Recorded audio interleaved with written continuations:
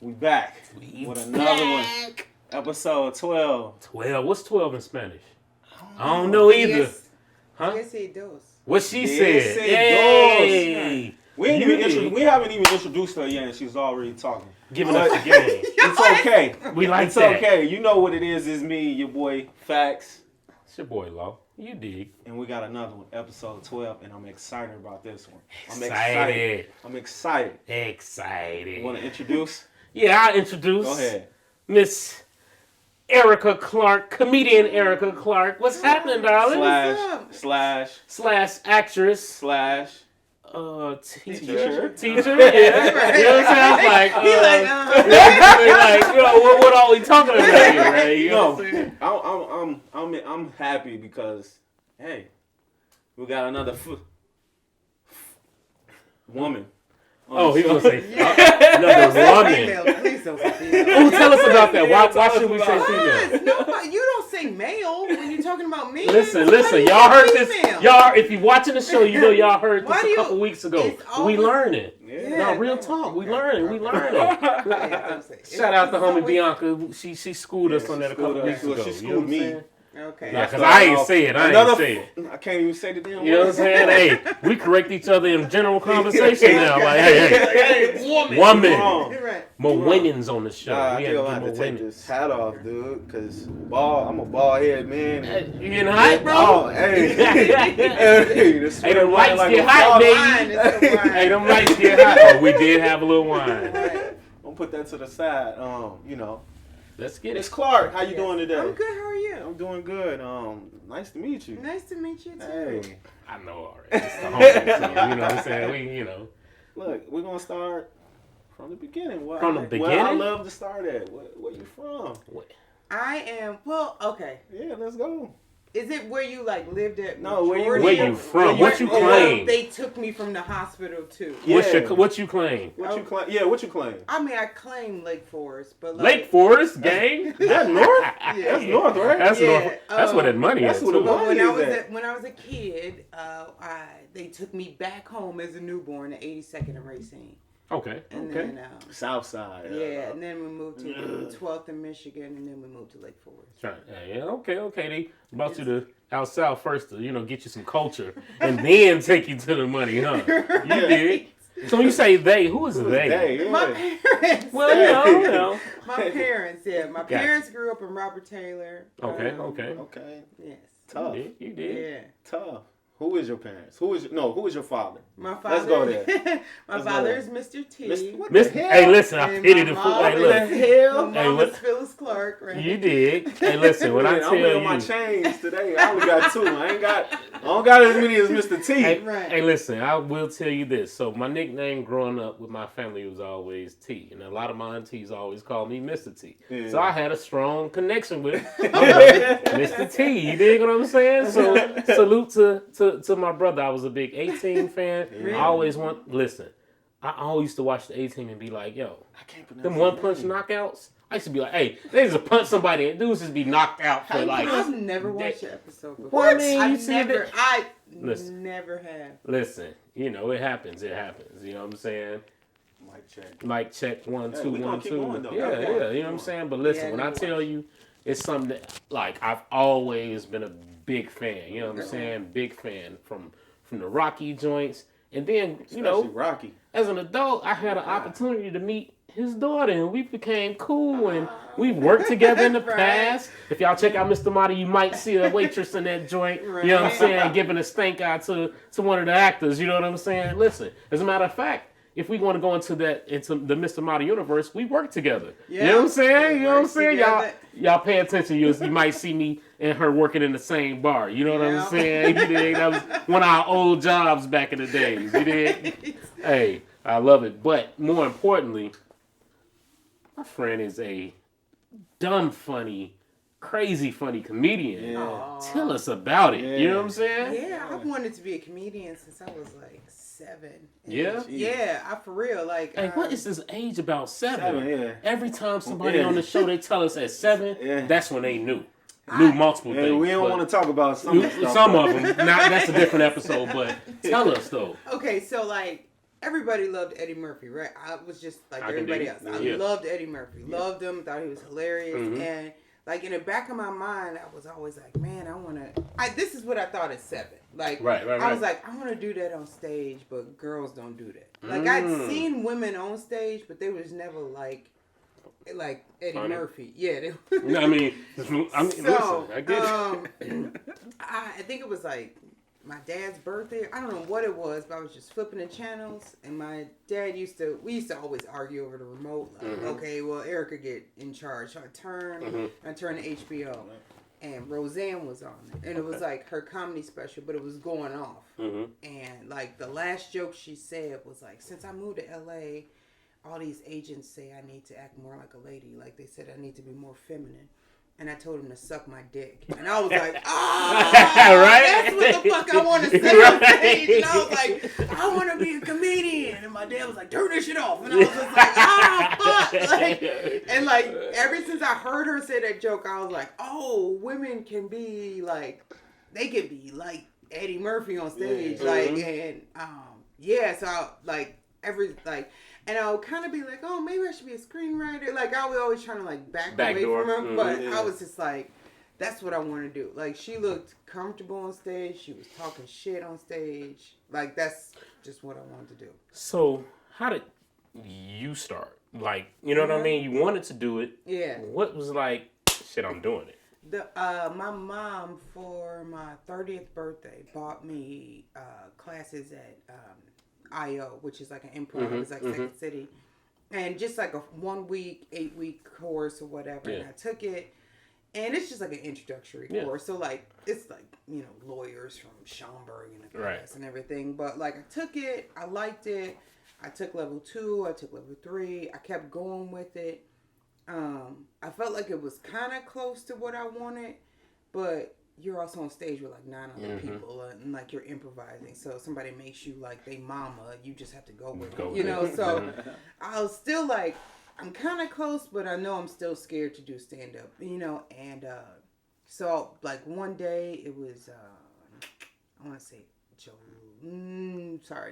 November 19th. I want to say.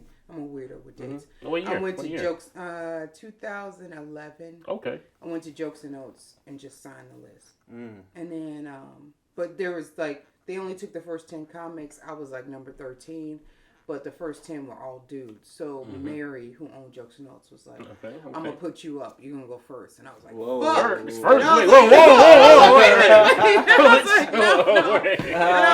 oh my God. I was like, fuck, what did I do? And so I went up first, and I didn't know what, like, in my head, I was kind of like, I made the step. I just signed the list. That's enough. Yeah, you're but like, now I'm fucking going up. I had no idea what I was going to do. So how did that go? Yeah, how'd that go? I would give myself like a C-. Like, I got through it. I told a joke, which was a true story, which had just happened, which is I mistakenly text my father instead of texting my boyfriend at the time. So, yeah. And so I did that. Like, I did okay. It was probably like a minute. Everybody got 3 minutes. I did like a minute. I got off stage. But I was kind of like, oh, that didn't go as bad as I thought. And then I never stopped. Like, then I just kept going. Did it bite you? Yeah, I was just like, oh, okay. Who was the host at that time there? You remember? Marlon Mitchell. Okay, yeah. You know what I'm saying? Because, you know, we had another one of my comedian friends up here a couple weeks. We had M-Dubs up. Oh, okay, yeah. We had the brother M-Dubs. You know, that's one of my fellow condors. You know what I'm saying? So I always got to, you know. Went to Curry? Yeah. Well, you can't tell, you see this one? Yeah, right. Oh, my God. Yeah. Okay. Hey, tell me, how was it leaving? Well, how old were you when you left the South Side? Oh, I was like 7. You was 7. Oh, hell, there go that number. There you go. Yeah, 7. Hey, so, I mean, you were old enough to realize what was going on. So, how was that transition coming from the South Side to Lake Forest? It was. To be honest with you, it wasn't that like. Because I had been in like kindergarten, first grade in the South Side, and like, you know, like, and I say this on stage because it was like, you know, everybody be like, "Well, where's your daddy at?" And I'm like, "He in California filming A-Team." They was like, "Shut the fuck up!" Like they wasn't believing me anyway. Bullshit, right? Yeah, that was the South Side. And then when I moved to Lake Forest, it was like they had put it in their paper before we'd even moved there. Oh, so, wow. Yeah, I could see that. On the front page of their paper before we even moved there. So it was like when I came to school, everybody was like that's her. Yeah, and it was like I was the only black kid at the school. Really? Woo. Yeah, and my sister was the only black kid in the high school. So it was like, well, that's them right there. So yeah, so it was no escaping it then. Like everybody, everybody knew then. So I gotta ask you, tell me about the time your mom had to choke the teacher. She had to snatch the teacher up. Did you see? Well, I'll give you a shortened version of it. But yeah, that happened like in the first week we moved there. Wow. I went and because my mom has very, very intelligent sisters. And my mom always pushed me and my sister to excel in math and science. And so I always did. And then when we got to Lake Forest, the principal was just like, well, I'm just going to put her in advanced math because, whatever, based on her test scores. And they put me in advanced math, which, in third grade, it's just like, you're just in fourth grade math. Right. Ooh, right. I take like college level. But after 2 days, the teacher gave me a letter to give to my mother. And my mom read the letter. She didn't tell me what it said. And my mom came up to school the next day and choked out my teacher in front of the whole class, slammed her. Well, that's one way to be my mom was like 35 and the teacher was like 65. Holy shit. My mom was choking, slamming her, and the police came and took my mom away, and it was all like, oh my God. And then like 2 days later, the teacher slipped in the hallway and hit her head and died. Whoa, wait. Yeah. Wait. Yeah. Wait, so yes. I don't think I knew that part of the story. Yeah. I know that part. She died. So wait. She died like I 2 didn't days know that later. part. Yeah, so mom came up to school. Like I didn't know. I gave my mom the letter. I was like, Miss Valentine gave me this letter. My mom read it. I was like, I'm fucking that bitch up. My mom came in the classroom with, black leather driving gloves on, sunglasses and shit. Wait. So we got black leather driving gloves. Driving gloves on, black leather coat, black sunglasses. I liked that. And proceeded to choke the shit out of this bitch, right? Right in front of all the white kids, right? And so police came and whatever. So they took my mom to the police station and let her go, whatever. But that following Monday, my math teacher slipped in the hallway, hit her head, had an aneurysm. Hey, listen. I'm not sure what that letter said, but right. God don't like ugly. I know. Yeah, so what did that letter God say? don't like ugly. And I remember I told my mom, like, Miss Valentine died. My mom was like, fuck that bitch. And I was like, damn. Like, and now she ain't got to show up. She ain't gonna show up to court either. Right. So, so when I was a junior in high school, I found the note that Miss Valentine wrote to my mom. And like me and my friends, I called my friends up. And we're like, because they're all like, oh, I got to see what this shit said. And it was pretty much like, she was like, well, first of all, she wrote, Dear Mrs. T, which was like strike one. Do you like, not know I have her own name? Right. Yeah. You know my mom's name was Phyllis Clark. Like, whatever. No, Mrs. T, whatever. But she was like, Erica is a joy. Welcome to Lake Forest. So we was all sitting there like, why did my mom get so mad? But she said, I am removing Erica from my class and placing her in remedial math. Because I think that she is cheating or she's guessing because no black kid from the south side of Chicago could be on the same level as these students, and clearly you've taught your daughter to cheat her way to success like your husband cheated his way. Like this, she just went all the fuck off script. Yeah. Well. so pretty much God don't like ugly. Right. So pretty much she thought like, and the thing is, it's like third grade, fourth grade math. Like, right. It's like addition. How hard is multiplication? It's like, you feel me? But she just could not believe that I knew how to do it. So she was just like, I was cheating or guessing, and that I had to be dumb because I was from the south side and whatever. And so it was kind of like, if you have any problem, please make an appointment. And I guess my mama made an appointment. Right? And there you have it. Dead, right? Right. And it's funny funny because it was like I did that for a bunch of teachers. I did that story for a bunch of teachers, and it was like 3 girls I went to grade school with who were like, yeah, she had said various things about like there was like one Jewish girl, and then there was one like Asian girl that she had said like, and you're Chinese, you're supposed to be good at this. Like, she had sent the Jewish girl, like, she was like a fucked up lady. So it was like, everybody was happy when she said got what you deserve, didn't you? I mean, listen. I say a lot of shit. I say a lot of shit. Right. I ain't gonna say that. Hey, listen. God don't make no mistakes. Right. He know what happened. Right. You feel me? But God don't make no mistakes. I always think, I'm like, that's fucked up because I think, well, my mom was crazy. But, like, a lot of people probably, like, I think about, like, there's probably a lot of Miss Valentines at different schools. And now, so let me ask you this. So, being now outside of you being a comedian and your current profession, your day job. Yeah. Well, I quit. I quit. Yeah. You're not teaching no more? No, I quit.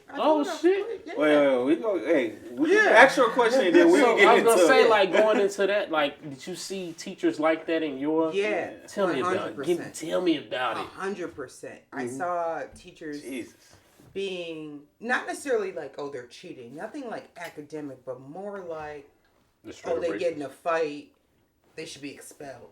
You know, or like where the white kid is like getting in a fight. Well, you know, his parents are going through divorce. Like they have but we don't get that benefit of the doubt, right? So much sympathy for white kids, and like we need to be harder and stricter on black kids. Like that was like literally the policy. It was just like, oh, you know, like I remember a white boy and a black boy got in a fight, and like they were like, well, we should call the police, not like actual call, but like have the police come and scare the black boy. What? You know, and then the white boy will call his parents, and it's like, what the fuck? Why? Yeah, like, these kids are in 4th or 5th grade. Like, why are you calling the police? Yeah. Like, you know what I mean? Like, I couldn't be there. Shit, you know what I'm saying? Like that, where it's just like, they still feel like they got to be harsher on black people. Hey, look. So the school you was working at, it was diverse?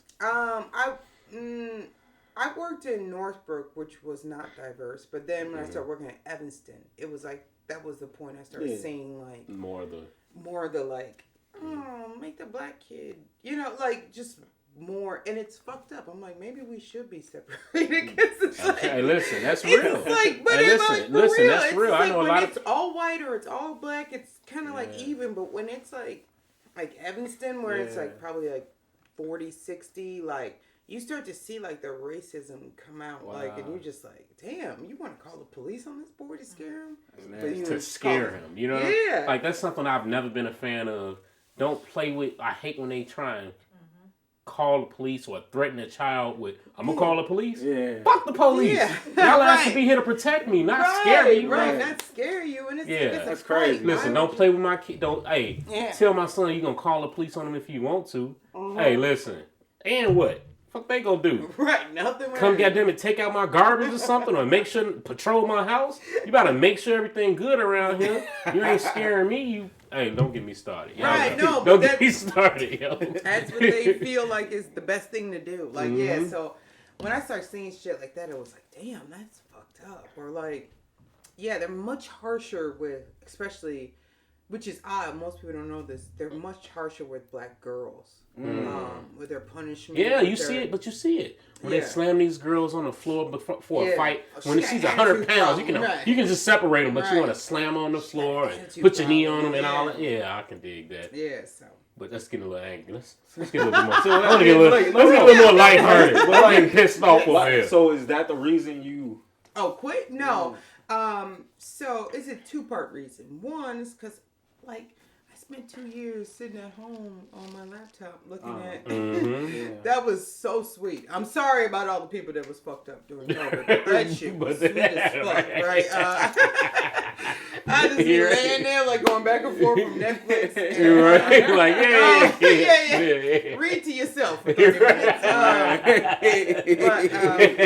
But like I was telling her, I have worked 10 years in special ed, and I don't know if you guys know anything about special ed, but there's 2 differences in special ed. Either the kids are stuck in the classroom all day, or they're included in their grade. So I worked in a classroom where these kids never left, and I did that for 10 years. And it's very, very like physically demanding, and it's a drain. So I did it for 10 years. So when I went to Evanston, like even in my interview, I was like, I cannot, like I'll work with I like kids with special needs, but I need to be included in the classroom, you know, like, or I need to make their learning adapted, whatever. I can't be in a classroom all day long, never leaving the classroom. And so she's like, okay, fine. So I ended up teaching 4th grade. I taught kindergarten. I taught 5th grade for a little bit. And it was fine. I loved it. I had a lot of connections with a lot of kids. So my job was a floater teacher. So I would pull kids who were struggling with math. You know, I pulled them out. And we just go in the hallway and fuck around, you know, and just chill. And like, I have a good way of teaching math to kids who struggle with math. So, you know, I'm like, well, what about adults? Adults, yeah, I'm a math genius. So it's just like I would pull out like 5 kids and we joke around and talk bullshit and then be like, okay, well, if you want to be a drug dealer, right?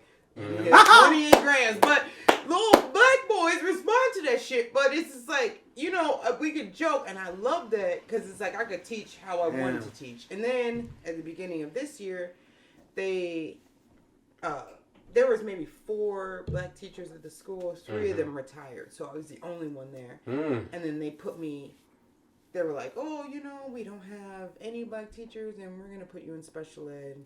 Back in the room. You know, I was just like, I can't. I told you when I got here, that's what I wanted. Yeah, I'm like, I told you in the interview, and then the principal was like, well, get used to it. That's literally what she said. And I was just like, okay. And I tried for 2 weeks, and I'm like, this is not working. Like, I can't. Like, I don't feel like my strength is like I'm utilized. I'm a babysitter. Yeah. I have 10 or 8 kids in a classroom who are like sticking a fork in the outlet. Like, I don't feel like I'm teaching. And so she was like, well, I don't know what to tell you. Like, whatever. Like. And you were the only black teacher? I was the only black teacher. And so I'm like, I talked to you twice. And then I was telling her that they had hired 5 new white teachers and given them the job classes, that I used. Yeah. And she was just like, well, they're not as strong as you, Erica. And I guess she thought that was a compliment. And so I quit on Yom Kippur because I worked in predominantly Jewish schools. So I was just like, well, is that a holiday? Yeah. I heard the name. I'm not all that well versed in. Like I'm like, what the hell is that? Super highest Jewish holiday. So I was just like, Yom Kippur? Yom Kippur, yeah. What is that? I don't know. I don't mean.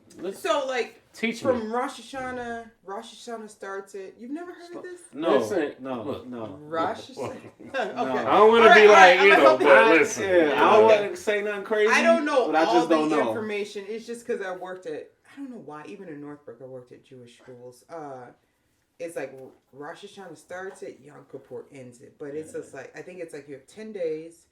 Some people fast. You ask for forgiveness. It sounds like, is it coincide with Ramadan? Yeah. No, Ramadan is now, right? Like, yeah, that's what I mean. Yeah. So what time frame of this? It's only 10 days.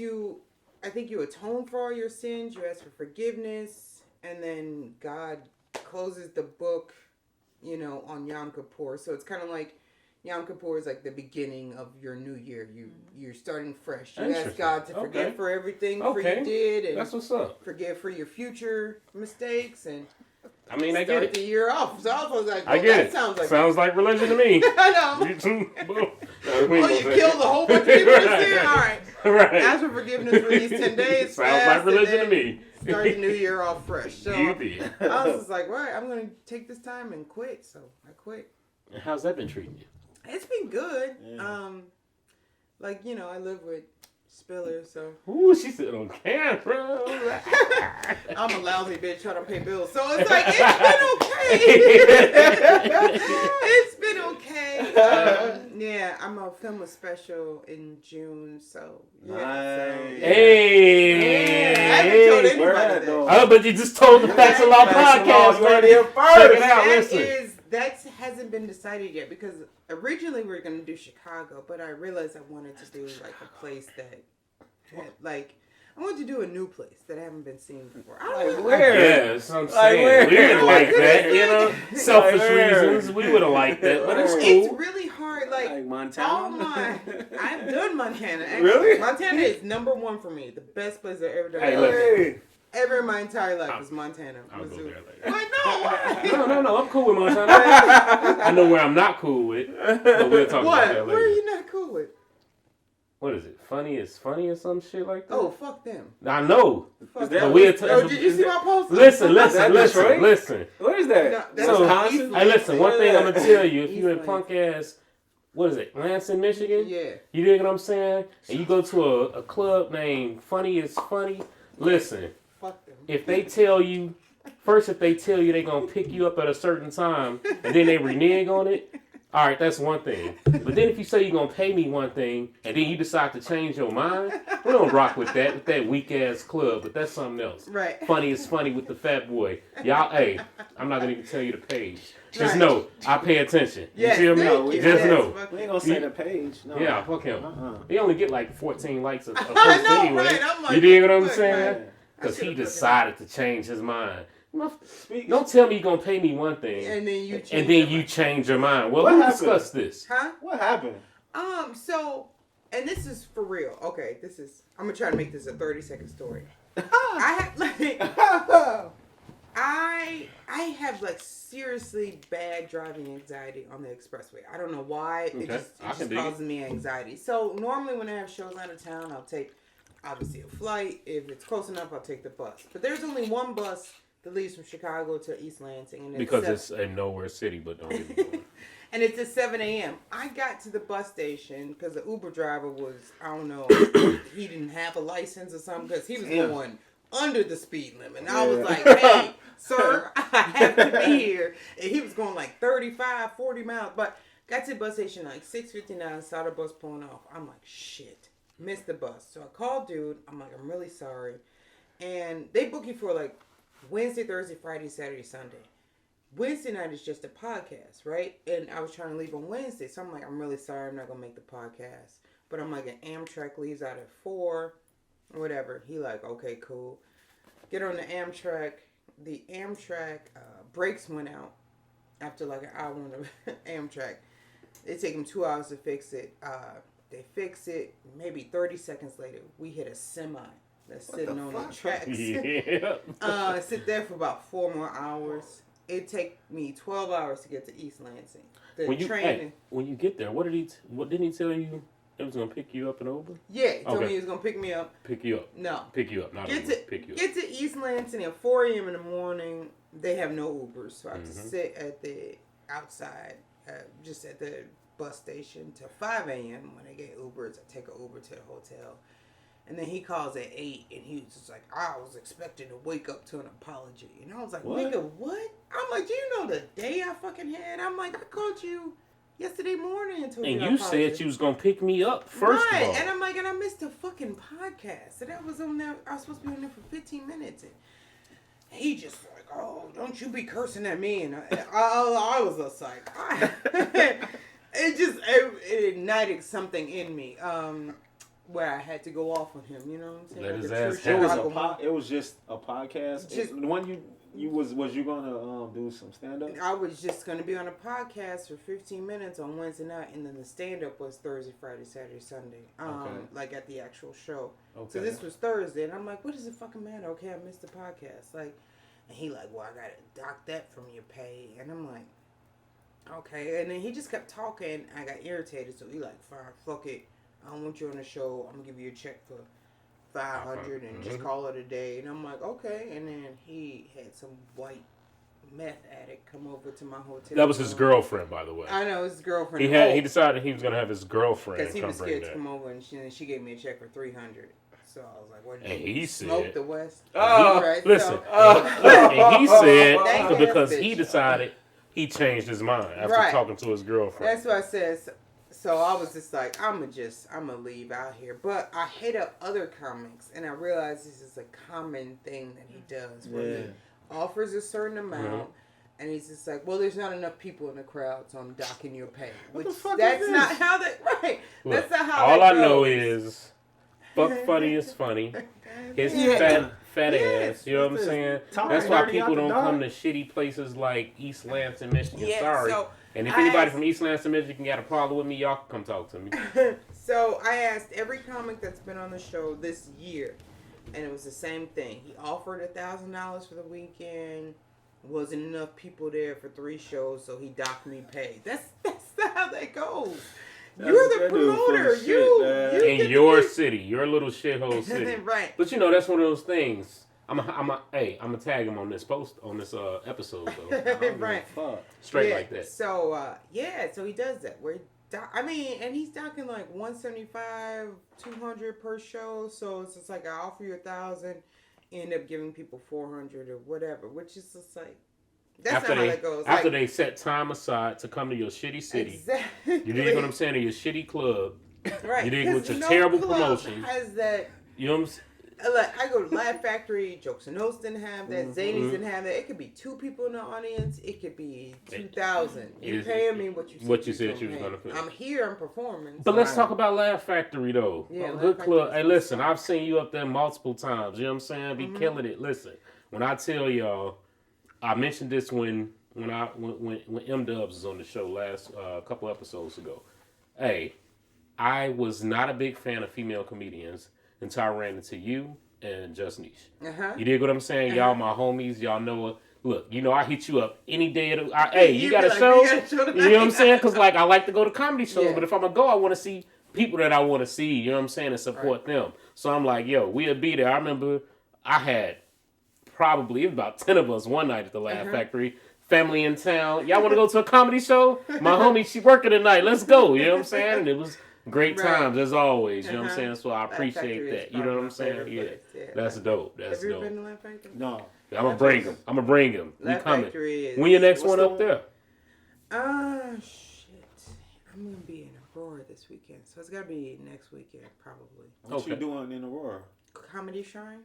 Comedy Shrine. That's at the mall, right? Yeah, the mall. Yeah. Yo, that's a good one too. You know what I'm saying? Yeah. I haven't been there. You haven't been there? Remodeled yeah, it's nice. And then we also shout out my homies.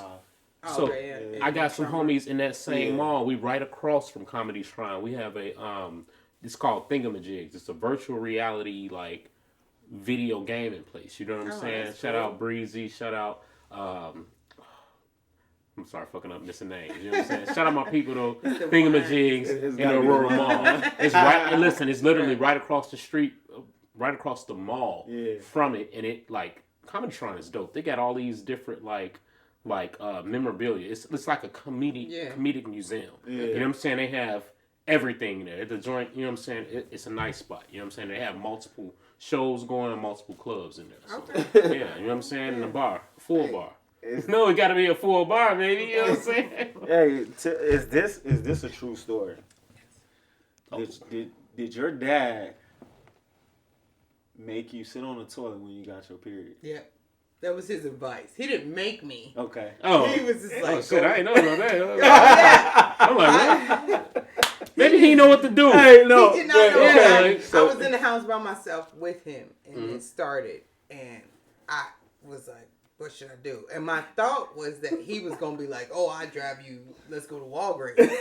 He was like, sit on the toilet. Mama real shit. Hey, like, listen. Hey, listen. I'm a father of 3 girls. Yeah, you're a father. Hey, real shit. I can see. Hold on. Let me call your mama. Right. You feel me? I don't know shit. He was like, yeah, just sit on the toilet. She'll be back. And I was just like, no. I'm like, you can't take me to. No. Hey, listen. In defense of your father, I would have absolutely no fucking idea. And I've had a daughter for 20 years. Really? Your daughter's 20? I have a 20-year-old, I have a 12-year-old, and a 7-year-old. My dad is still uncomfortable. Like, he came over. I get it. I understand. He picked me up from, Spiller's place, and was like, y'all don't sleep in the same bed, dude. I was like, are you fucking for real? Hey.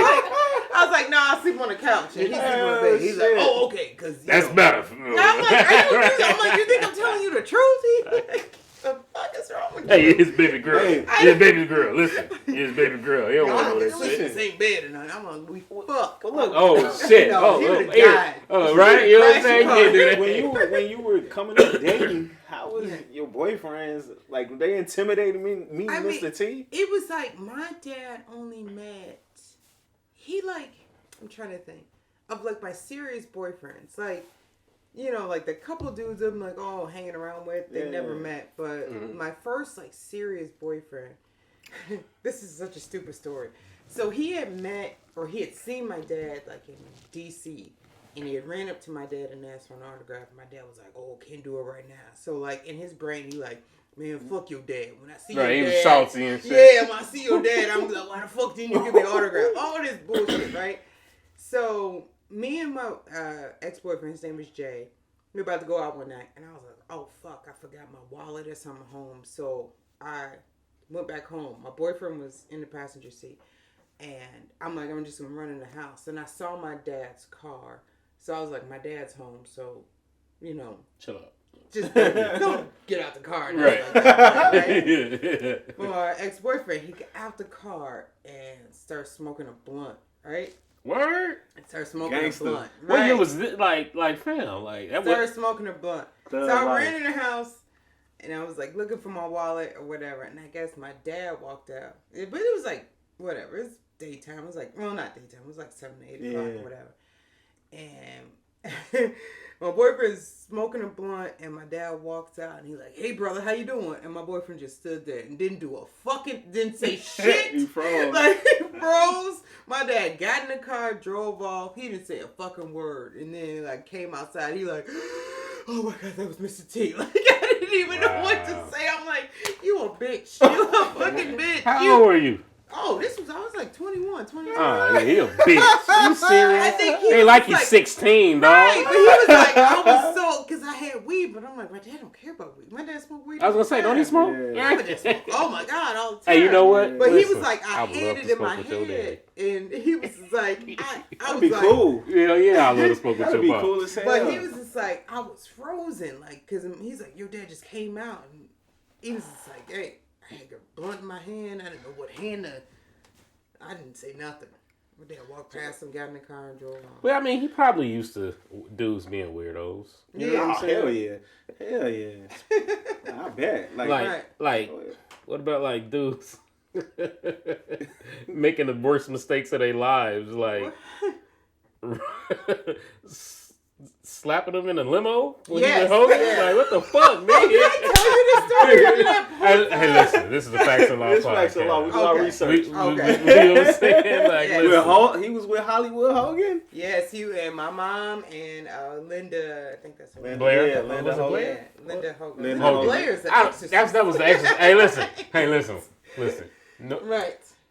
My heart. My mind, not my heart. You know what I'm saying? Blame my mind, not my heart. Yeah, so my mom said, I think they were at a Bulls game or Blackhawks game, and the dude reached in and popped my dad in the face. And what the fuck was that about? Just on some drunk shit. They didn't see who it was. They just saw a limo. And they were just on some like, oh, I'm rich. I got a limo. And reached in. And Hawk and my dad jumped out. And they was like, ah.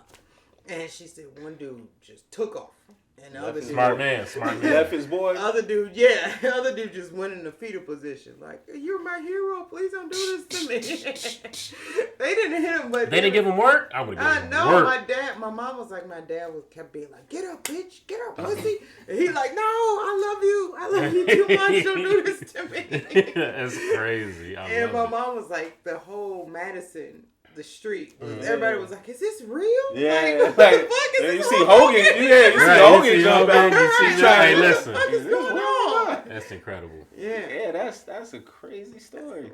I love it. Yeah. How was it though? Like, seriously, how was it growing up as Mr. T's daughter? Like, it was like I said, when I grew up on the South Side, I realized it. When I grew up in Lake Forest, it was kind of, they so wealthy and crazy, so it was like they weren't shocked by it. But like, it's like I went to LA, I went out, like whatever event my dad was doing, we went out of town pretty often. So it was like it would be like this crazy shit would happen over my weekends, and then I'd come back and be like, big normal. Like, oh my god, like at WrestleMania. Whoa. Like when we went to WrestleMania, my dad and Hulk Hogan got in a fight. Like, do you guys know this? Or yeah. But wait, was it a part of the show fight? Or? Oh no, this was after. Oh shit, did no, wait, hell no. Oh, we think it is. I thought it was. Oh my god, no. I thought this was like so. This is, but this is when I was still on. No. This is real though. This is real. Yeah. Okay. So this is when I was still. This is when I was in the South Loop, and like I remember this happened because we only lived in the South Loop for like a year, and my teacher there didn't believe me, so she would call my mom like, Erica has this weird obsession with Mr. T. Like, bitch. Okay. Right. Like, because of fucking daddy, dog. But, like, so I remember I just like stopped telling people. I just was like, I'm just stopped talking about it. Get the fuck out of here. So we went to WrestleMania. It was like WrestleMania 1 or 2. Yeah. I don't know. Because we went when it was in New York. It was at Madison Square Garden. Right. Because my dad was on Saturday Night Live. So we went to that one, and then we went to the one in Arizona. So when we were in Arizona, my dad and Hulk Hogan was like a tag team match against Roddy Piper and somebody else. I don't know who the other person was. But Roddy, and so I remember being like, oh, Daddy, I'm really scared. And my dad's like, oh, it's your script. And he's showing me the script, like showing me you do this flip, and do this flip. He gonna win, this person gonna win. He's showing me the whole shit. And then we go to the match, and Roddy Piper did some move on my dad, whatever. But then he ended up breaking my dad's ribs. For real. Yeah. So the emergency, like, they literally had to take my dad to the ER because he broke his rib. So I was like, you told me this shit ain't real. Right. So my dad went to the ER, and then, when you come back, he's all bandaged up, and he's in a hotel room. So it's me and my mom, and it's Linda Hogan, and it's Hulk Hogan, and my sister, and we're in the hotel room. And my dad's all bandaged up, and he's trying to, like, drink water, and Hulk Hogan's like, man, fuck that. Fuck him. He fucking knew better. And like he's just going off. And my dad's like, oh, calm down and shit like that. And then there's a knock at the door, and it's Roddy Piper. And Roddy Piper's like, hey, T, I'm sorry about what happened. And Hulk Hogan's like, no, the fuck you're not. And he grabbed him and slung him in. Like, we're in a hotel, so he threw him against the mirror, and the mirror shattered. And I was like, oh my God. Shit, I love watching all this. Yeah, me and my sister are like, oh, we're crying and shit. And he is beating the hell out of Roddy, and my dad's trying to break it up. And they fucking huge. Right? Yeah, like, my dad. Hogan. Yeah. Right, my dad is like 5'10". I don't think most people know that. I didn't know that. Yeah, Hulk Hogan's like, what, 6'7", and like my dad's trying to break it up, but he's got like bandages around, and they are destroying our hotel room, and like all this fucked up shit, and fucking Linda Hogan is like, Terry, stop, and it's like, oh my God, and they finally stop. And it's just like, that was like Sunday night. And then I go to school like the next day. And they're like, so how was your weekend? And I was like, oh my God. And I was like, nothing. I didn't do nothing. Because I'm like, nobody fucking believes me. Like, this shit I just fucking saw was like the craziest shit ever. I mean, Hulk Hogan broke the table in the hotel room. Like, he destroyed that shit. Damn, I wish a camera could have been there. Yeah, and it was just like, oh my God. My dad can be like, it's okay. Listen, Erica, it's okay. And then fucking Hulk Hogan like, yeah, bitch. Like breaking everything. It's like, oh my God, yeah. Hey, your pops was probably like, yeah, my dad couldn't stop Hulk Hogan. But he probably didn't even want to either, though. He probably was like, no, fuck him up. He fuck up like real shit. Like, yeah, he did fuck up my ribs, though. Right? You know what I'm saying? Like, get him, bro. You know what I'm saying? Hey, that's what's up. So like, do you think, are they still friends? Yeah, they're still friends. They have the same agent. Yeah, they've been friends since which is weird. They've been friends, which I don't think most people realize this. They've been friends since Rocky 3. Rocky 3. Yeah, because they were. Hogan was in Rocky 3. Yeah, but they didn't know each other. And then my dad, which I never knew, my dad told me this. Because, like, Hulk Hogan was big in the wrestling world at that time. Yeah, for sure. But so when they went to the premiere, Hulk Hogan was there. And my mom was like, my dad was kind of like, oh, we didn't film in the same day. He probably doesn't know who I am. So my mom was like, oh, go talk to him. And he talked to him. And then Hulk Hogan ended up calling him like a couple days later and being like, Vince McMahon wants to talk to you. Like, and my dad was kind of like, I don't want to do wrestling, and he's like, no, there's a lot of fucking money in wrestling. Right, real shit. That's this shit. Yeah. So. That's dope. Man. Yeah, I love it. There's like a little rumor. It don't have nothing to do with your dad, but I'm hearing that the new what's the new Rocky stuff now with Creed. Michael B. Creed. Yeah, Creed. Yeah. I heard the next Creed is supposed to be he's supposed to be fighting Clubber Lang's son. Yeah, that was supposed to be. Yeah, that was supposed to be interesting. Yeah, that was supposed to be. I can dig that. I think Rocky, the last one that Sylvester Stallone was in, like the one where he fought. I think it was like Rocky 6. That's what they were going to do Rocky too 6, with James. Fuck, who is that boxer? James. I can't even think about it. He was supposed to be my dad's son, but my dad has weird issues with Sylvester Stallone. So. Really? Yes. You care to tell us more? I know we're trying to make this about you, but you know. Okay, well, I'm sure my dad will say this. He just felt like he was underpaid for Rocky. Oh, he probably was. I mean, I believe that. You know how that goes, though. You know what I mean? Yeah. It's like, you know. But Rocky 3 was probably the best one. Hey, he should have probably made sure that was straight. He didn't have agent. Well, there you have it. It was an open call. He got it from open call. Yeah. Oh, hey, listen, open call, that's, we know that's how it works. You know what I'm saying? It was an open call, So let's get in this comedy stuff, man. Yes. Man, listen. So, I know I talked about you and some of my other friends, and I found a lot of other female comedians out of the city, and y'all did a show not too long ago that was very different. Oh, the lingerie show? They did a lingerie show. Tell me about that. Yeah, Niche put it together because it was like Valentine's Day. We're just on some like, let's be sexy and whatever. That's very different than the last Valentine's Day show I came to at the Promontory. How was that? It was great. Remember the dude, me and Marvin was talking about it. Y'all was all there. And the dude, remember that dude with the terrible 8-ball outfit? He was so bad. Like, we damn near booed him off stage. Remember that? Remember that? Yeah, sure remember. You know what I'm saying? But that show, that's very different than this one. You know what I'm saying? Yeah, we just did a lingerie, just get all sexy. And so how was that? You being on stage in full lingerie? It was fine. I was like, I had to put some tights on. Because my lady parts was out. So they would have been out there. Right. But yeah, it was fine. I got like, when I posted that picture though, because I posted an Instagram picture, I had I counted, I had like 900 DMs. Damn. Of like people being like. Creeps. Yeah. But I'm always just like, well, here's my Cash App. Like, hey, listen. I mean, you gotta listen. Like, oh, you gotta capitalize. Gotta capitalize. Here's some Cash App, yeah. But I'm sure if y'all were to do another one. Yeah, they're gonna. I'm not doing it this weekend, but me, Niche, Marilee, we're gonna do some more. But yeah, they're doing Oklahoma City this weekend. But I had Aurora. So okay. We could dig in Oklahoma. Have you been to Oklahoma? Have you done? I've never been to Oklahoma. Oh well, you know, maybe next time. I've been to a casino in Oklahoma. Really?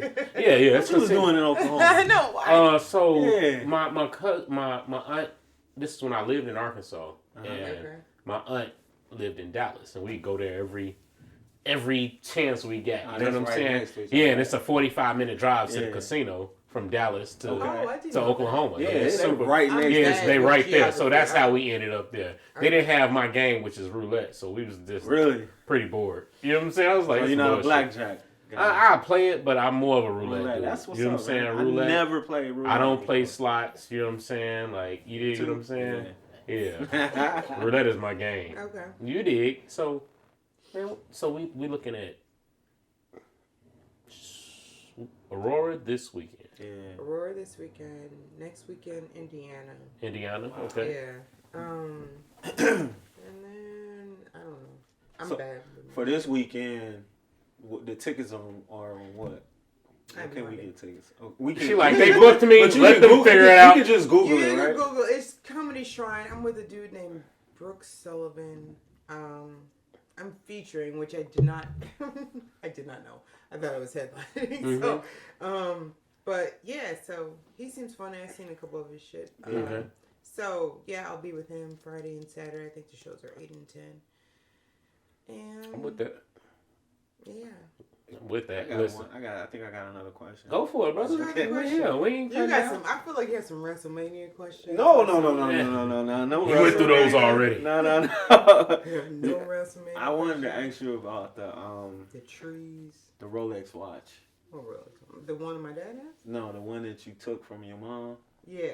Oh. Why do you keep wanting to hear mom's story? Hey, listen, we just be digging. How did you find that? Hey, listen, we be digging. This is the Facts and Law podcast. We do our research. I think a white boy called you the James N-word. Ellis, yes. So let's go James for Ellis. that. So, Okay. Because I don't know this all at right. all.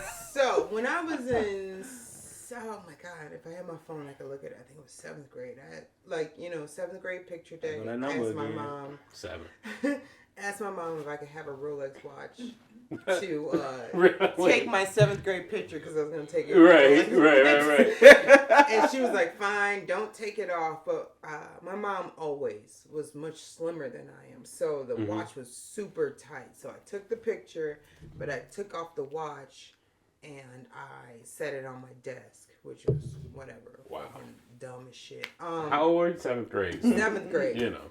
So, in my school, remind me to tell you something about school. Okay, Gotcha. So at my school, when you were bad, they didn't have detention after school. You just stayed in during recess in detention.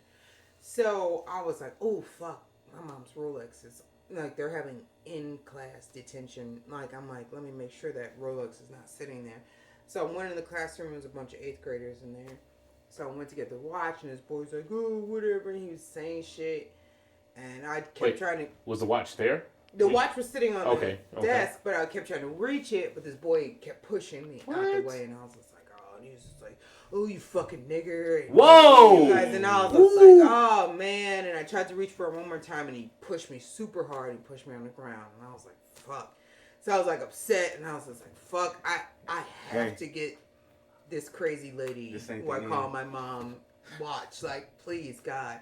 And so, like, I tried one more time, and they're like, yeah, shut up, nigger, and whatever. And I was just like, fuck. So I went home, and, like, I remember my mom wasn't home and shit like that. So I was like, I remember I was just like, oh, okay, maybe she'll forget about it. I can figure out what to do about it the next day, right? And then my mom came home and was like, where the fuck my watch at? And I was just like, I told her what happened, and I'm like, there's this boy who's pushing me. I don't know who the other boy is. The boy who pushed me, his name is James Ellis. So she goes through the student directory, and she get like my mom's my uncles are cops, so we always had like billy clubs and shit, like nightsticks. So she got one of those, and then just got in the car and drove off. And I was just like, oh fuck. So I'm just sitting there like, and then like probably 30 minutes later, police come, and they're like, where's your mother at? And I was just like, no idea. I was just like, she went to church or something. I don't know. I was like, oh, what the fuck? And then I was like, oh, what did she do? And then she came back like an hour later with like Popeyes and a Rolex. Like, bitch, don't ever let these white kids put their fucking hands on you. And I was just like, what the fuck happened? I like some moms, dog. And I'm like, what the fuck? And she was like, he had a nice ass place, but I beat the fuck out of him. Like, she knocked on the door, he opened the door. Like, what ended up happening, she knocked on the door, he opened the door, and he saw her, and he tried to close it, and she kicked it. And then she was like, where's my watch at? And he was just like, I don't know what you're talking about. And she started smashing his tables and all this shit in their fucking house. So, and I'm like, you crazy. But what was super crazy is that his parents called later that night, and they were like, we are so sorry that our son did. Like, they weren't like, you fucked up my house. And they were like, I'm so sorry. Man. I apologize. And it's so funny that, like, so I had to be like 12, 13. He had to be 14. So, like 10 years later, like 25, when I moved into my first apartment, he lived downstairs. Get the fuck out of here. Like, I remember moving in with my mom. Like, my mom was helping me. And she's like, ain't that boy? Damn. And I looked, and he was like, I was like, God damn. Get the fuck out of here. Yep, James Ellis. I will never Hey, James, I see you. I'll slap you too, dog. I don't like that. And I'm like, and after that, he never said shit to me ever again. Because mom's going to come beat that ass. At 7, they learn behavior, bro. Yeah, my mom's like, I came in, I sat there, waited for his parents to come. They didn't come. Like, but I sat there with him. Like, she was like, I was waiting, and she was like, I waited for like an hour, and I was like, fuck it, I'm going to Popeyes. What the fuck? bet that Popeyes was good as hell. Yeah. Too. You know what I'm saying? Like, listen. Right. So told us to remind you something about school. About the school, like Andre was talking about, because you were saying stuff that you didn't learn in school, which is crazy because, I went to Lake Forest High School in New Trier. They for real teach you that stuff. Like it's not it's not even a choice. It's like you need to do this to graduate. Like, did y'all have junior achievement? We did. We didn't call it that. You know what I'm saying? Like, what is that? At our school, junior achievement, where it's like where it'd be like a CEO, an accountant, a financial advisor. No. They would come once a week, like Mondays. They give you an assignment that you have to do, like write checks, invest in the stock market. No way. But so we would have to do that bullshit. That's money. Yeah, so that's what I was saying. Like That's like when I was a sophomore, when I took business class, like it wasn't just business. It was pick a stock, invest in the stock, take this money, either make your parents invest in the stock, we had to watch the stock every single day. And then report on like how much money we earned, how much money we lost, whatever, what we learned about stocks. We had to read about our stock. We had to know everything about it. But I'm like, that's weird because like in my head, I'm like, I thought everybody was doing it. Like Not at all. And so we would do that. And then negative. the junior achievement, that's what they call it. Like people would come and but that's what I'm saying. When I taught in Northbrook, they still come like Northbrook. There's like twice a week. It's like Monday and Fridays where they come with the 4th grade to say write a check. These schools need to fucking up your game because this is some bullshit. Because the only way we know it is if we learn it ourselves and teach our kids. Right. You know what I'm saying? But Northbrook and Lake Forest, like they come like twice a week where they are literally showing you like, this is the tax law. Like, this is what you need to know about this. Or like, okay, let's buy a pretend house. We need to get master class. That's something different. We need to get master class in Chicago schools. Let's start with Curie. Because you know who I'm talking to. Master class. Let's get it. Hey, well, that's my... So my cousin that we went to Curie. He has a class. He has a software that he built called Master Class. You know what I'm saying? That he's teaching about it. He's going to be on the show soon. Just watch it. It's coming. You know what I'm saying? And that's something that we need to implement. And hell, get a check from the goddamn school board to get it done and get it implemented. They're doing it in other places. Why can't we do it for ours? Right. So because it was just like, when people say that, I'm always just like, damn, I never realized that. Because I'm like, we had to do that in like 8th grade where we had to be like, write a check. You know, like I even knew how to sign a check over to somebody like in 8th grade. Like I knew that shit. I learned how to write checks and that kind of shit, but they didn't go past stocks and credit. We had to do none credit, of that shit. You know what I'm stuff saying? Like that. We had to it was like all that shit. We had to learn like how to like improve your credit, how to get stuff taken off your credit. Like financial literacy should be a not an elective, a requirement. Just like government. Why the fuck am I taking 7 math classes all year? Like calculus, I'm not really sure how that's gonna play into my life. Right. But financial literacy, I'll take that. You dig what I'm saying? Yeah. Like it's like, yo, what we doing? Calculus and trigonometry. Guess how many times I've used that? Come on. 0. You dig? Right. But financial literacy, every day is something we need to learn. Every day is something we need to... Hey, matter of fact, go back, check out our last episode. You know what I'm saying? We were talking about some of that financial literacy. We're working on it. We're trying to help give y'all some game and give y'all what y'all need. You know what I'm saying? That's true. Like we also have to take life skills, like about like, you know, even what apartment people are looking for or jobs or like, you know, like all this stuff, which I realize like a lot of schools don't do, which is at all. They definitely fucking don't. Crazy. You know what I'm saying? But like, you know, some crazy ass shit. Hey, because I don't know if they feel like these people don't need this information or. It ain't that they. I think it's just. To me, I'm sorry. To me, I think it's just all about money. You know what I'm saying?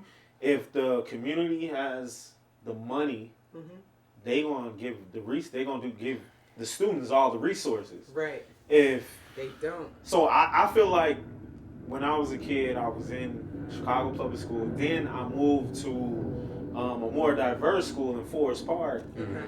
And we still didn't have them type of, you know what I'm saying, resources. Junior achievement? That's crazy. Well, when I went to Proviso East, okay, so we definitely didn't have no junior achievements out there.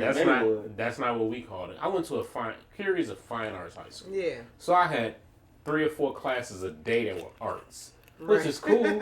Look at us now, baby. We do whatever you know what I'm saying. But it is what it is, right? Junior achievement is like it's a company or whatever, and they take people who are like tax accountants and auditors and financial and bankers.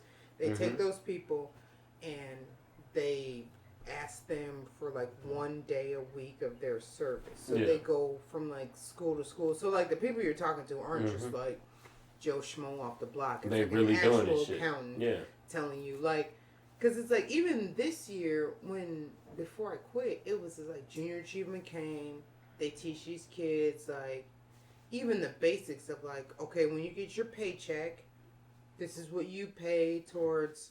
Like, even, like, because they know kids thinking, like, absolute. So it's just like, this is your paycheck. It's $100, $20 for savings. Yeah, we did that. $33 for housing. Nobody gave a damn about stocks. I never did that. Listen, you never did the stocks thing? Listen. I still look at stocks like gibberish. Yeah. And I be looking, and I got cousins that's heavy into it. I told you, I got people that are heavy into it, and I be like, I'll just give you some money to invest. You know, that's literally my mindset. Have you ever seen the hashtag explain it to me like a 5-year-old? No. Yep. You've seen I've seen it. Yeah, I've it's seen like where people ask questions and they're like, explain it to me like a 5-year-old. Like, take all the bullshit out, just be simple. And like, even me as a teacher, when those like junior achievement people come in, I'll be like, whatever. Like, this is how they explain it to kindergarten. So we like, find a stock. Find a business that you're interested in, invest in that. Just, don't worry about all this other bullshit or what, you know what I mean? And then kind of like put your money in a mutual fund or a CD. Like kind of make it as simple as possible. And before you start adding the extras. Like, because the extras make people like crypto. Not give a fuck. Yeah, like crypto and Bitcoin. And then you start being like, there's too much shit. That's just like, whatever. Crypto, like, Bitcoin. I like McDonald's. Yeah. Invest in McDonald's. Yeah. Cool. But how much is stock in McDonald's now? I don't know. I don't know if he's even public. I don't know. Can you buy? See? I have no clue.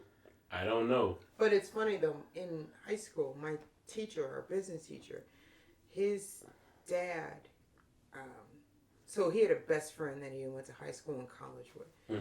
And when they graduated, his best friend's dad was a millionaire, and his best friend's dad gave him $25,000 and gave his best friend $25,000 and told him to invest it. Don't spend it, invest it.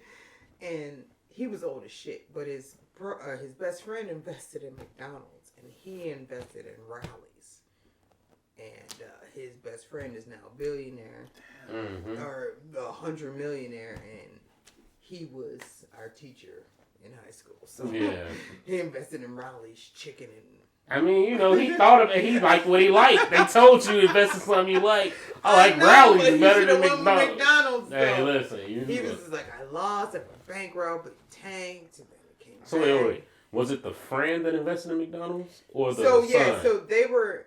So my teacher. God, what the fuck was his name? My teacher and his best friend. Like, my teacher was the broke kid who was friends with the rich kid. So the broke kid still stayed broke. Still stayed broke. God ended up being a teacher. Yeah. Damn, I was hoping it was the other one. No. You know what I'm saying? And he was just like, when they graduated, the rich friend's dad gave them both $25,000 and was like, invest. But this was like 1960. So they invested in crack. No. His friend was like, keys. He was like, I think McDonald's, but he was like, at the time, Rallies was doing good. Yeah. It was, it had drive-through windows with pictures and roller skates. And McDonald's just had like McNutt burgers. Yeah. Fucking arches. Skates. Yeah. It was golden. And so he's just like, so now, my friend who I haven't spoken to in years is you know, living on Killing yachts and whatever, and I teach you guys. And I was like, well, damn. He couldn't help him out. Hey, man, I'm gonna give you another 25,000. Hey, my pops gave you 25 stacks. What you want me to give you more blow? If I can afford it, I'll help my boy out. Damn. Hey. I'll help my boy out. So that was the class where we had to invest. I remember I invested in Boston Market. How'd that go? So it was like, from the whole year that we took it, it was not a great. Like, the point of the class is to see, like, how money is, like, compounded and, like, how it's not, like, year by year, but kind of, like, because I put in 500 or, like, a mock 500, and, like, end of the year I had, like, $588. Like, you know, I can't retire, but obviously if you stick with it, it was like, that was the point of it. You just leave it in there. Yeah, you leave it in there. See what happens. See what happens or whatever. But it was just like, some people, everybody started with 500. Some people ended up with like 300. Like people invested in random shit. Yeah, it was to show you that there's no rhyme or reason. But you had to like research your stock. You had to like research, you know, like the market and like, yeah. It's a game that I want to get into. Hey, we got people, bro. We're going to bring them on. Listen. What would you invest in? I got to think. Sex toys. I got to think they'll never go out of style. They always tell you to invest in something that is like everyday use. Sex toys. Something that, tissue. When it all comes down to it, you know what I'm saying? Tissue, toothpaste, hair care products. So y'all going to keep ignoring my sex toys. And it rolls. That's everyday use. All I see, that shit is all on my time. Sex toys are not everyday for women. No, they're not. Uh-oh. Are they everyday use? No one uses a dildo every day. Like every day, like bitch, let's ask the OnlyFans. Get a man. Let's get an OnlyFans on here, and I guarantee for her to get her money built up, she's going to be on. She's not using a dildo every day. Probably not Sunday. No. I don't know. Listen, I'm just interested in the conversation. I'm like, I don't know. What are we doing? Probably not on Sunday. I don't know. Hey, but I mean, to get that count, you don't think she putting out a video every day? She could shoot them all in one day and then just put them up. Damn. You gotta think about it. Hey, listen. Hold on, we can't give up too much now. I don't want to say no, but you just won. I digress. You just gotta put out the content when you got it, baby. You know what I'm saying? Let me ask you something. Are you an author? Yes, I wrote a book. Yeah. Diet book? No, I wrote a diet book and then I wrote something about stalking. Stalking. Tell us about that. How to be a stalker. I used to stalk the fuck out of these boys. Yeah. Oh my. Yeah, talk to us. Oh my. Oh my. All right, I'm gonna make it short and sweet. I still have a best friend named Aslan. Okay. From the line The Witch in the Wardrobe, Aslan. We had a crush. Read that book? Wait, y'all had a crush? We had a crush on a boy named Link. Link. Yeah, that's random. We had a crush on him, and he lived like, probably a mile away from me. So, and I feel like every girl has done this. So, Aslan lived further away, but I lived like less than a mile away from him. So, she'd come over to my house, and we'd walk past his house, stand in the bushes and look. Ted Bundy. We didn't like want to kill him. We just look and then just run off. How old were you? I was like 14, 15. Okay. So that's all. Okay. And then Aslan had friends, and then I had friends, and then somehow we all kind of came together, and everybody liked Link's friends, like his whole group of friends. So it'd be like, well, we can all go together and look in all their houses. Yeah. And then like we all, like I'm the youngest out of my friends, so then everyone got driver's license. So then it's like, oh, we can drive past it, and then no one's home. We can walk into their house and whoa, breaking and entering. We can steal artifacts and Oh stuff. wow, is that in the book? Yeah. Oh wow. We stole so much shit. We stole Link's dog. The dog? What? And what was the goal of like stealing the dog? My goal was to be like, I saw this dog walking down the street. Oh. And take it back like, I found your dog. I found your dog. And then what? Shit. Wait, and then what? That's like you. And then he's gonna be like, oh, thank you. And then Let me reward you with this hot makeout session. Yeah, right? yeah, that's makes sense there. I get it now. You feel me? The last time we went stalking, did you read the book? No, ma'am. Okay, so this is why I was like, I am done. Because it was just like heightened where we, like, they started knowing that we were stalking them so they would chase us or whatever. So, wait, what? Yeah, they knew we were stalking, so they, whatever. So Link is a very, very rich white boy, lacrosse player, hockey player. Huge house with a basketball court. So imagine a basketball court that is surrounded by bushes, right? So me and Aslan are in his backyard. We're staring at him, and I'm under one basket, and Aslan is like, we had walkie-talkies. Okay, by the way. Get the fuck out of here. We had walkie-talkies, we had face paint. No, you didn't. I swear to God, we had nicknames. Hey, listen. We had nicknames. Everything, right? So I'm under Over one and out. basket. I'm under one basket. Aslan's underneath the other basket, right? And Aslan keeps talking to me on the walkie-talkie, so I turn it off, right? So we're watching them play basketball, right? Link goes up for a layup and misses, okay? And it hits the rim, and then it hits my foot. And it stops because there's mud. So it just bounces and stops on my foot, right? So I'm like, oh fuck. And he walks right up to me and takes the basket. Like, he doesn't see me in the bushes, right? But Aslan sees him doing this and thinks we've been caught. Yeah. So she's like, ah! And she just runs through the basketball game. and it's like, oh, fuck, bitch. So then I just burst out, and then they just all start chasing us. And so, yeah, I have this scar on my leg. But, so, okay, Link is like a billionaire, right? So he had this huge, like, 10-foot elevated driveway, right? That's like palatial, whatever. So they're chasing Aslan. They're chasing me. We're running. I decide I'm just going to jump over the side of the, like, I had flip-flops on. So I'm like, I can't run.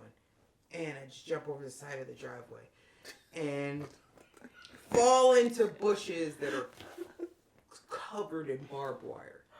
And I'm just like, I like can't move. And I'm like, and then there's blood like pouring from all these. And are you the sole African American?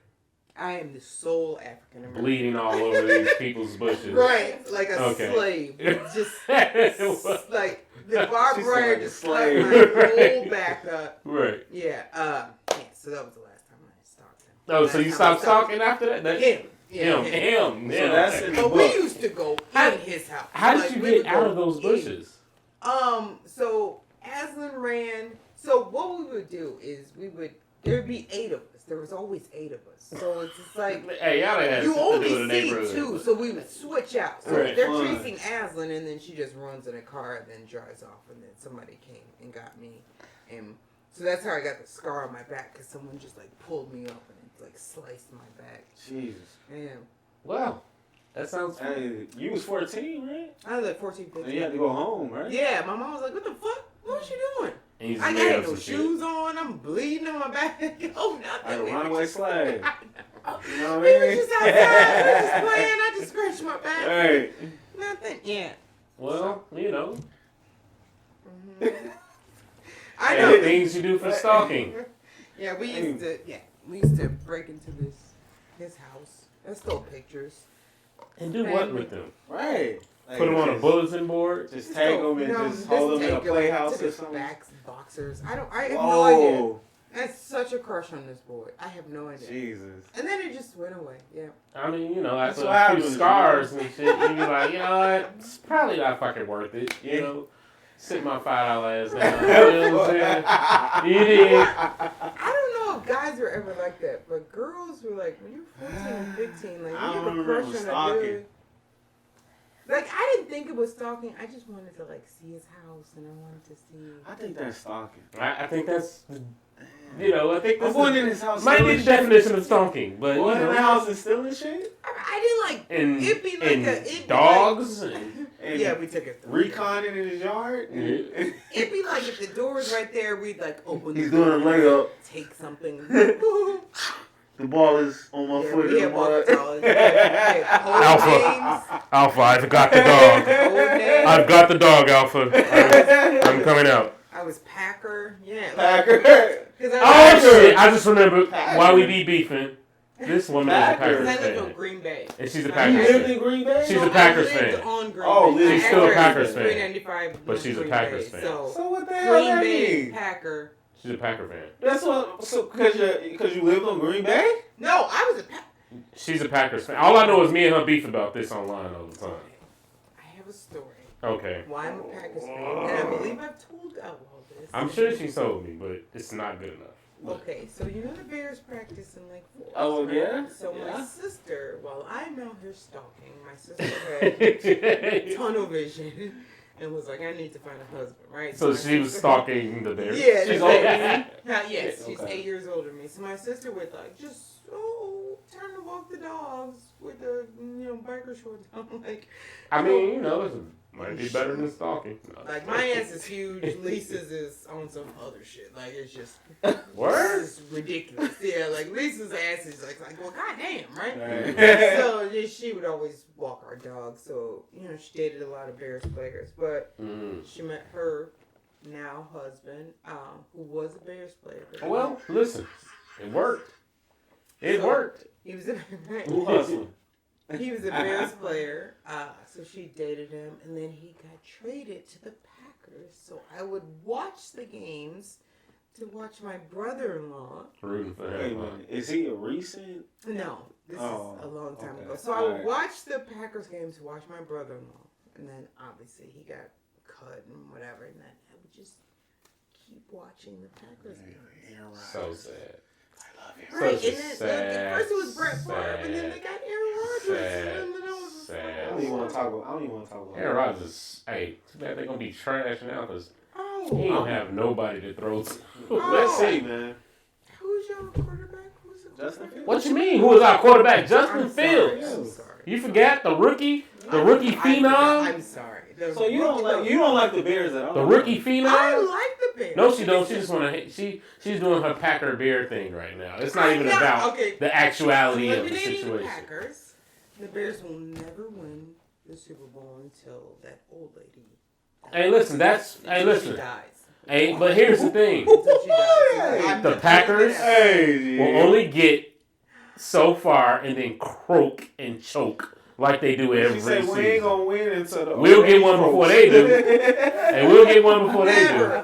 I will bet $10,000 that you will not win a Super Bowl until that lady's dead. I'm cool with that. But listen, but I will bet you that we'll win one again before you do. Aaron Rodgers not winning the ring. I'll bet that. What we bet? What we bet? I don't know what we bet. I'll bet that. You feel me? I'll bet that. Yeah, I'll bet that. Hey, the Packers will only I'll get bet that. to the playoffs and croak and choke like they've been Bears doing. will never get to the playoffs. Playoffs? Never get to the playoffs. You talking about Super Bowl? A couple years ago, when the last time y'all been? 2020. Last year, right? Yeah, And 2022. And how'd that go? Oh. Same way it went the last 2-3 times y'all been. Oh. All right, with all this comedy stuff. The Bears. I don't care about. Hey, Hey, look. she's trying to change the subject. Hey, look, I'm trying to chill, man. Hey, man. Was it Rex Hey. Grossman? Okay. Hey, at least we made it to the Super Bowl. Hey, she funny as. still have win. Okay. All right. We ain't gonna talk about the Bears and Packers. All right, with this comedy stuff. All right. I don't know if I want to ask you about this because it's. Damn. Is that what you was doing? Hell yeah. Yeah. You good? I figured that. So did you see the latest thing where? Yep, last You night. saw all up to. You saw. I seen what I guess that was the whole video. I mean, did you see the after and the pre-video of like him calling her a bitch? Yeah, I seen that. Yeah. So okay, damn it! I wish I hadn't been drinking wine because I wouldn't be so honest. So be honest. Explain it's what the Facts and Law explain podcast. what we're talking about. Okay, we're talking about T.I. not running up. I won't add words to it. Going up on stage. Yeah. To interrupt the host. Right. Who made a joke about his sexual allegations or whatever. But the thing is, okay, I hate this because, okay, so he was fucking with her all night and heckling her, and so she took a shot, which I think is fair enough, and I think that that's what comedians do, and I think that if T.I. is serious about comedy, claiming to be a comedian, that's just a part of comedy. There's not one comedian who's not come at me about being like, you're lying about Mr. T, or comics do that. That's just, I mean, I'm not trying to say it's acceptable. It's just a part of it's just how rappers. It's the game. Yeah, and so it's like, I've never taken the mic out of somebody's hand. It's just kind of like, it is what it is. Also, you have to know, like, heckling somebody, like, who's like, I don't care what you are, you're both rappers. If one rapper is heckling another rapper, you're going to get dealt with. So it's just like, he's heckling her. She, did a low blow, and it's just like, you can't go up there and take the mic from her. And then you saw that thing where he's just like, I'll give her $1 million if I called her a bitch. And then you did, dog. Now what? The video, then it's she said, I want my $1 million. Right, and it's just like, it's not even like about that. It's just kind of like, it's like how he's doing open mics, and he's doing like 30 minutes when it's like, bro, you don't earn that time. 5 minutes, and everybody's like, I'm a superstar, and it's like, man, you may be a superstar in rap, but not in this shit. So that takes me to I guess I could say a friend of yours, Godfrey. Right? Godfrey, yeah. So listen, he mentioned that, and he like, yo, fam, I'm not. That's one of the things though about T.I. getting up and doing this, bro. You know how you carry yourself. You don't have the humility to be a comedian. Exactly. Because you take everything so fucking personal. You don't understand the boundaries of, we talking this shit. Can you just joke back and forth? Right. You dig what I'm saying? Like, you don't know where to draw the line and stop being Mr. T.I. and the rapper and this, that, and the other, and be the comedian. And nigga, talk your shit back then. Right, because I feel like to rap, I'm going to say this probably wrong, but like, to rap is like a bravado. Like, big deal. You're arrogant or whatever. Comedy is kind of like I'm making fun of myself type of shit. So it's like you can't be both. You can't be like, it doesn't work that way. Yeah, and so it's like you can't be a rapper / comedian because it doesn't work. You have to like somehow be willing to make fun of yourself. And if you can't make fun of yourself, or like, then you can't be a comedian. Yeah. And it's just like Chris Rock talks about like how broke he was, how his teeth look, how skinny. Like, you can't be like, I get like, I don't know. I'm the man. I get bitches. I'm the king of the South. I'm this, some of that. Yeah, like nobody wants to see that. I'm kind of I love Godfrey, man. But when I seen the video of Godfrey and T.I. talking it out, I kind of felt like Godfrey like backed down. Yeah, he kind of. I felt like he eased off of it because he knew it wasn't going nowhere. You know what I'm saying? Okay. And the thing is, like I say, I'm really good friends with Godfrey, and I kind of like left him alone because I'm good friends with him. So I don't know what the deal is, but it's like Godfrey is like 100% straight nigga. All day, for sure. And so it's I believe that. I kind of was just like, if he's backing off from it, it must be some like, I don't even give, like, it must be some reason. I felt like that's what I got out of it. He can't be, like, it's really hard to sway Godfrey's decision. Mm-hmm. I'm glad y'all letting me know that because when I listened to it, I was just like, he's going too easy. I watched his Breakfast Club interview after it about it. And he was just like, he told me like, man, I'm not about all that, but you know, you in your town, I respect that. You this, that, and the other, but I'm not coming up to watch you, bro. Yeah. Like, you know what I'm saying? It's like, bro, I just did I'm the headliner. I just did X amount of time. Yeah. Why am I coming on to see somebody that's trying to get started. And I respect that. He like, you're not gonna come up and watch an opening act that's trying to start rapping. You dig what I'm saying? If I was on the stage saying, yeah, I'm rapping now, you're not gonna come give me that respect. Right. So look at it that way. T.I., that made me look at T.I. in a whole different light, bro. So as far as that conversation he had with Godfrey, just made me like, it just put a bad taste in my mouth. I never been a big T.I. fan like that. Either. You know, I say it about just him rapping. Yeah, you know what I'm saying? Though. Like, I like T.I. I like the fact that he do what he do for his family. He done made it here, there, and all that. But at the same time, I'm not really that bravado persona. You can't try and go into comedy and think that's gonna still be your same personality. Yeah, it just doesn't work. You know what I'm saying? And his ego was like crazy. He telling Godfrey like, I'm a superstar. You know what I'm saying? Not in this shit, bro. Like, you're not even funny. I'm like, people, even if you were telling funny jokes, your personality. Is he telling funny jokes though? Even if you were, somebody else could probably get a laugh out of that if they weren't you. But people don't take you in that same vein because, bro, you Mr.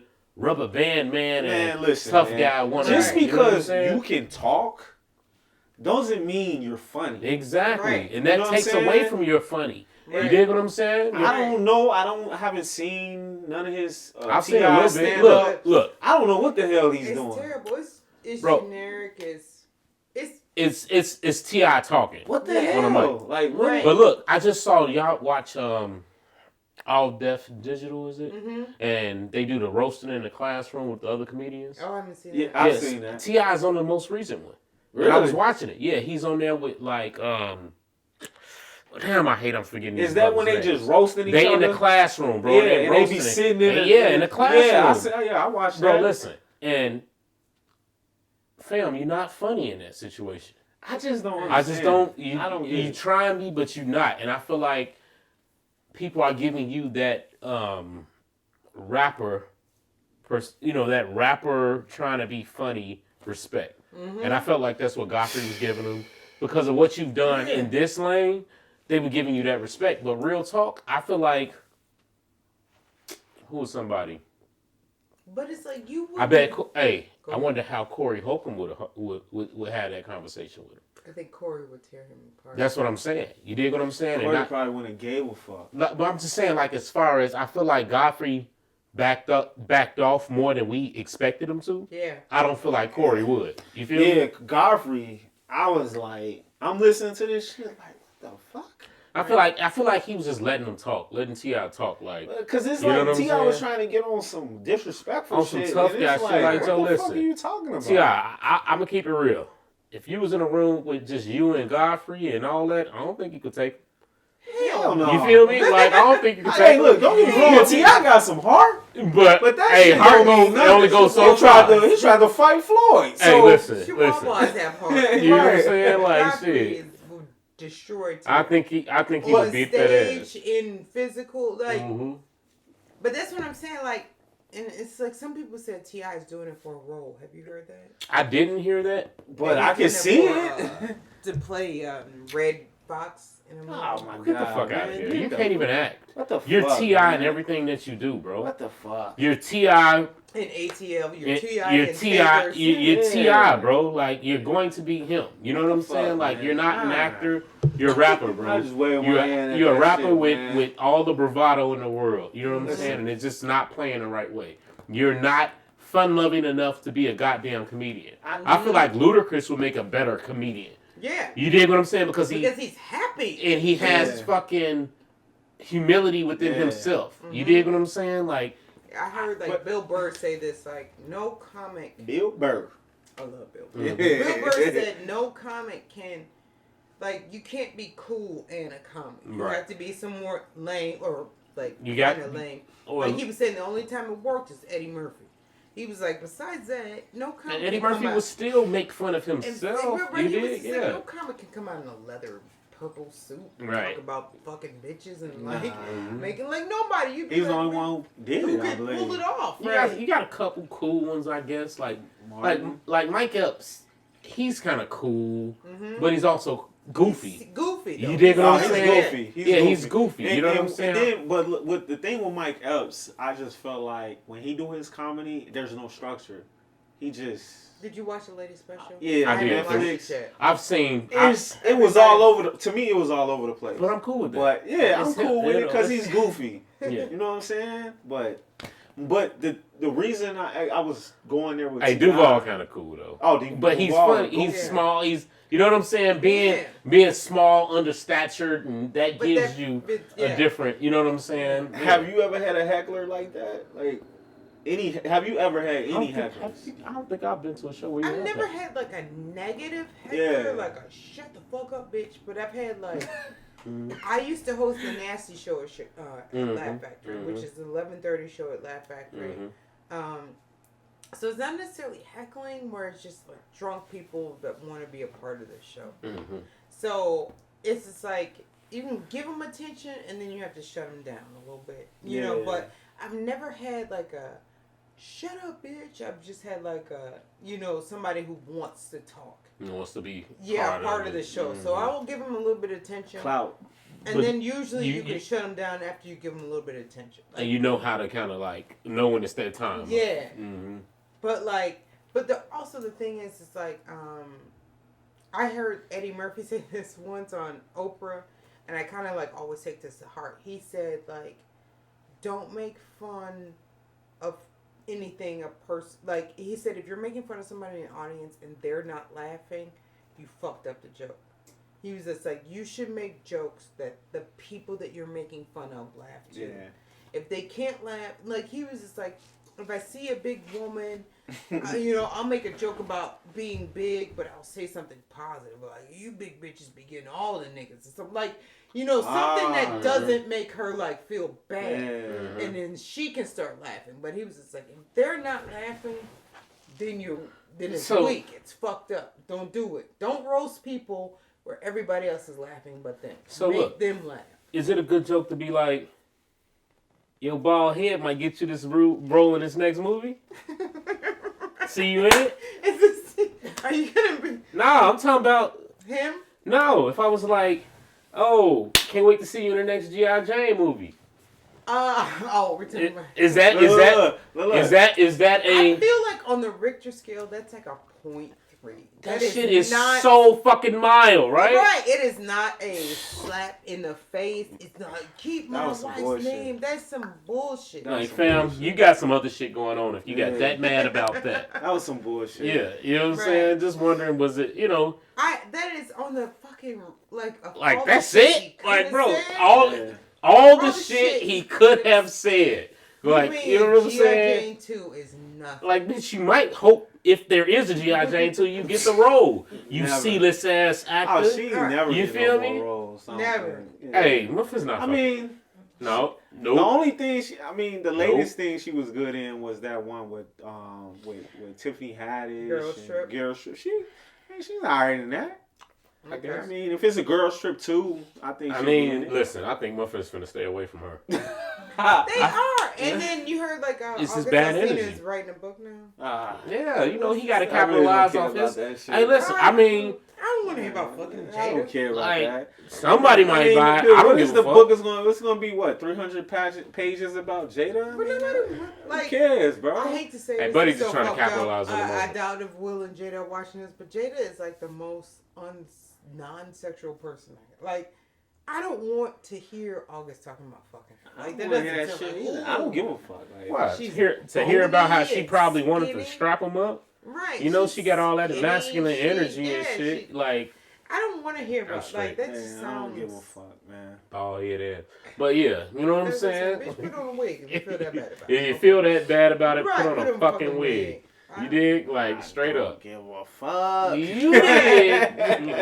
Well, what do you think about Will Smith though? Like, what do you think? I think that was weak. I think it was weak. I feel like he completely overreacted about shit that didn't have nothing to do with the joke. Okay. You know what I'm saying? Like, bro, you was laughing at it. Ha ha ha ha. Then you looked at Shorty and was like, oh, should I?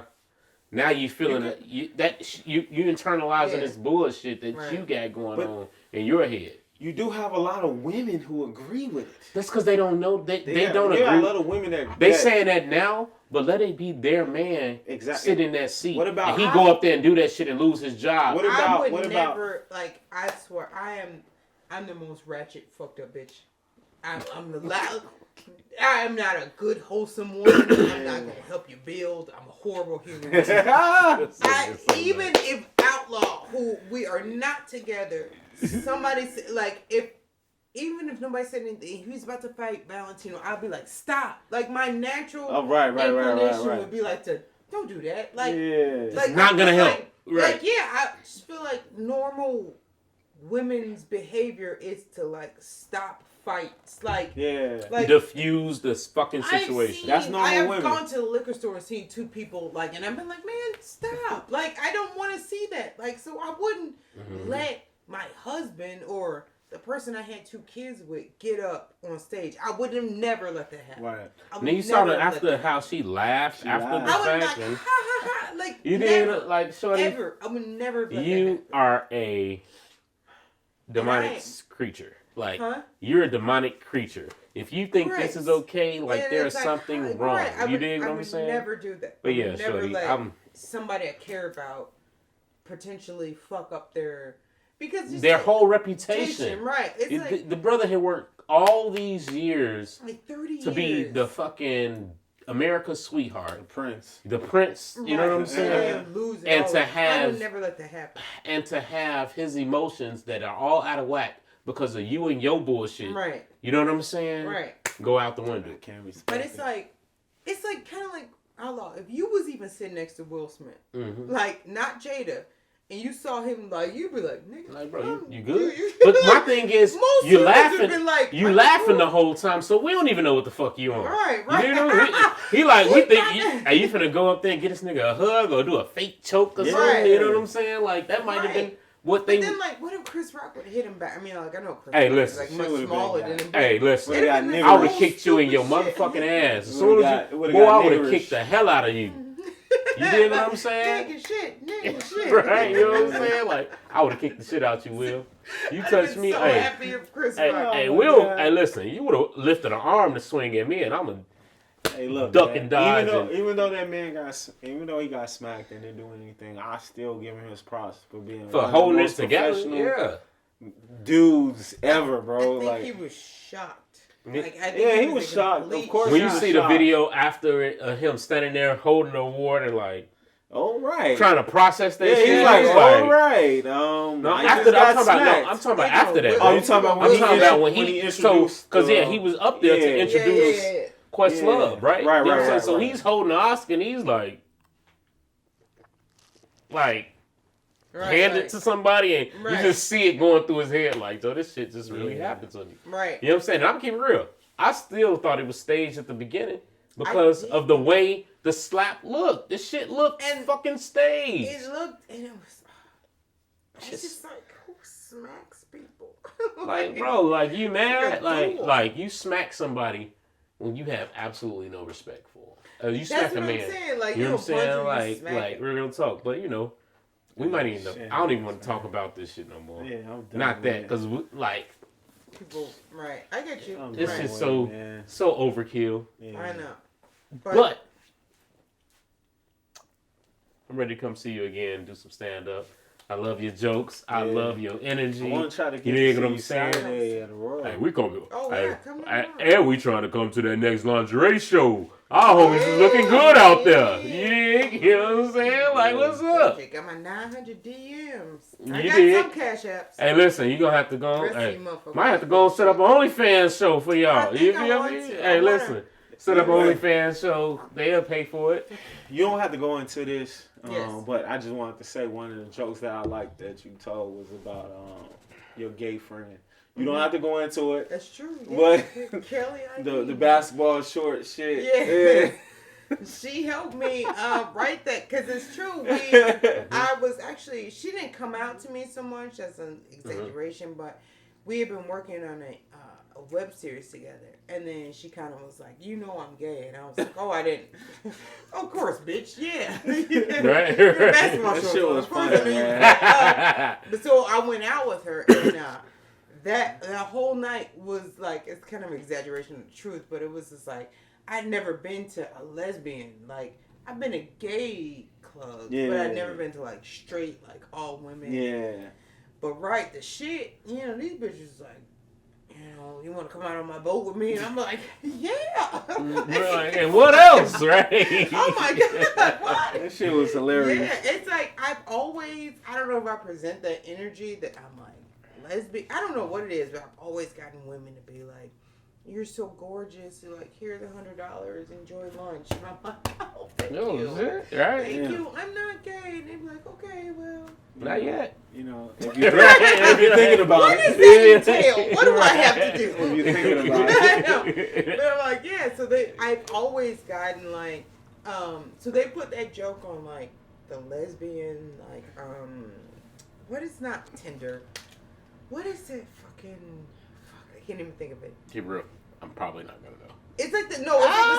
I mean, I'm probably not Reddit. I ain't gonna know. It's not Reddit. It's fuck.